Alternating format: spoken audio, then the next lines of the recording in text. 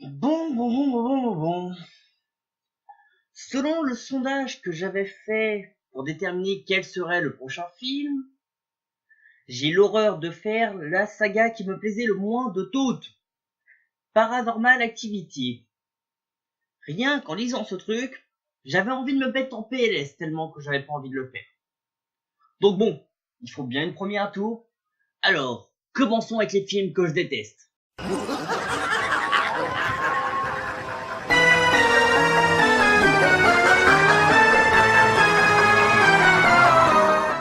Bon, on va faire simple niveau résumé. C'est le même pour tous les putains de films de cette saga.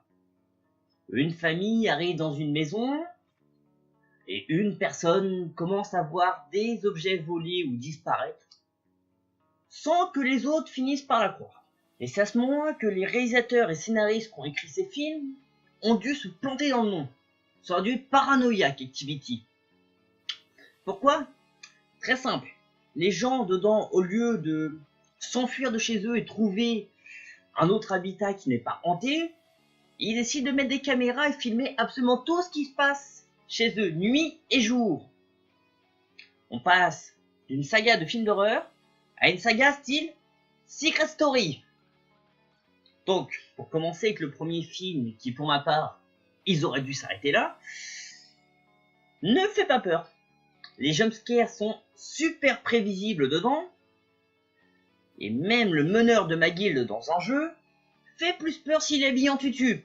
C'est pour vous dire à quel point ce film ne me fait pas peur et je trouve cela chiant. Donc durant ce film, l'histoire se passe sur 18 nuits d'affilée, où l'on voit une sorte d'ombre aller embêter les gens pendant qu'ils dorment, jusqu'à aller posséder la fille qui s'appelle Cathy. On va y revenir.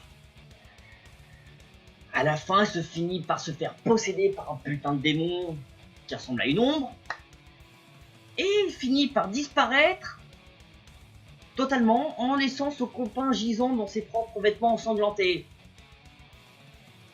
Y a pas plus simple encore comme résumé ? Par contre, j'ai une question concernant ce film. Il y a 3 fins alternatives. On les débloque comment ?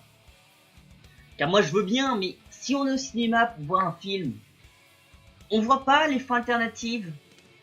Donc il y a une façon particulière de les obtenir ? Ça se passe comment ? Pour le deuxième film, on retrouve la famille recomposée de Katie. Vu que son copain est mort, elle a dû se remarier avec un autre et avoir un enfant. Sauf que cet enfant vit dans un continuum spatio-temporel très loin du nôtre. Ou alors il est atteint d'une maladie nommée la progéria, à un stade très avancé. Car l'histoire se passe du mois d'août au mois d'octobre, qui chez moi fait 2 mois. Mais non. Lui, au début du film, il doit en voir environ 4 ou 5 mois, et à partir de la moitié, il a environ 2 ans le gamin. Et enfin, les phénomènes paranormaux et surnaturels qui apparaissent dedans sont aussi intéressants que la reproduction d'une huître, si ce n'est plus. Pour l'huître, à la fin du deuxième film, le démon qui possédait Cathy va rejoindre le corps de sa sœur Christy pour aller massacrer quasiment toute sa famille. Quand je vous disais que c'était quasiment le même scénario pour chaque film. Petite parenthèse avant d'attaquer le 3e film de la saga. Il existe une suite non officielle qui a été faite au Japon nommée Paranormal Activity Tokyo Night. En reprenant des personnages totalement différents et faisant une seule et unique référence à Cathy. Voilà. C'est tout. Le 3e film de la saga, quant à lui, la chronologie de l'histoire va se faire foutre violemment. Car le 3e est en fait le premier film. Ce que je veux dire par là, c'est que le 3e nous raconte les origines de ce qui s'est passé avant le premier film, mais les scénaristes ont trouvé ça plus drôle de claquer en plein milieu de la saga, histoire de bien perdre tout le monde. Et encore une fois, on retrouve Cathy et Christy dans leur maison en train de se filmer pour trouver des phénomènes paranormaux et surnaturels qui proviennent de leur maison. À un moment, les filles, faudra peut-être penser à aller vivre dans la rue. Il y aura moins de risques. Bon, et je vais être honnête, concernant ce film, j'ai dû m'y prendre à 2 fois pour le voir. Pourquoi 2 fois? Car la première fois, je me suis endormi devant tellement il était chiant et lent comme film. Le 4e film se passe plusieurs années après le 2.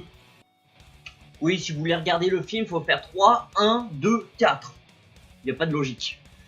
Dans celui-là, on retrouve une famille tout autant stupide et inintéressante comme les précédents films. Mais le seul truc qui est flippant dans ce film, j'ai bien dit flippant, c'est le gamin des voisins nommé Robbie. Ce gamin est d'un putain de glauque. Il apparaît quand il veut, il dit des phrases incompréhensibles ou alors qui n'ont absolument aucun putain de sens. Se lève tous les matins entre 1h15 et 3h18 pour fixer la caméra de la console vidéo du salon, sans que cela ça perturbe la famille qui l'accueille. Et le monteur de ce film en avait plus rien à foutre de la fin. Car à la fin, on voit une sorte de plusieurs... Car à la fin, on voit une sorte de troupeau de gens possédés qui veulent s'en prendre à la fille de la famille. Et pouf, générique. Il se passe quoi là? C'est quoi la fin? Et maintenant, le 4,5. Oui, ce film n'a pas de numéro dans son titre, donc je pense que c'est le 4,5 vu qu'il est sorti entre le 4 et le 5. Mais il s'agit d'un spin-off comme le film japonais. Sauf que celui-ci se passe dans la maison voisine de Katie et Christy, comme on s'y attendait pas du tout, et que les gens décident de filmer ce qui se passe là-bas. Pourquoi? À un moment, ils auraient appelé la saga Katie et Christy, ça aurait eu autant de sens que Paranormal Activity. Et enfin, le pire et le dernier de la saga, oui, le pire car même les sites comme Allociné ou Sens Critique lui ont donné des notes de merde. Quand je dis que cette saga est merdique, même eux le disent pour le dernier film. Encore heureux. Et pour vous dire, j'ai tellement pas envie de m'attarder dessus que je vais même passer ce film. Tellement il me plaît pas. Il est encore plus mauvais que tous les précédents. Pourtant, il en fallait là pour devenir encore plus mauvais. Et avant de terminer, j'ai encore une autre parenthèse. Il existe aussi une bande dessinée sur l'univers de Paranormal Activity.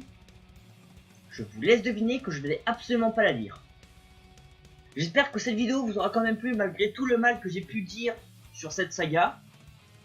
Surtout, n'hésitez pas à vous abonner à ma chaîne, partager cette vidéo, la liker et la commenter. Salut!